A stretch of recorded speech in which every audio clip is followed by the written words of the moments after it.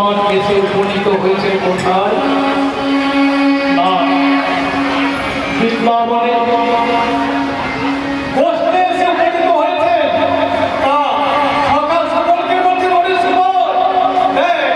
আমাদের ধেনুর সংখ্যা, হ্যাঁ ধেনুর বৎসাদির সংখ্যা এত বৃদ্ধি পেয়েছে, আমরা যে বনেই যাই না কেন সেই বনে তৃণাদি নিঃশেষ হয়ে যাচ্ছে। আমি শুনেছি ওই যমুনার দক্ষিণে যে বন আছে মহাবন, সেখানে নাকি অনেক বড় বড় তৃণাদি আছে। হ্যাঁ চল আমরা আজ ওই দক্ষিণে বনে যাই। তাই বলে তুই তো আমার মরণ সন্তান, আমার নিকটে আইলে আমার নিকটে আইলে আর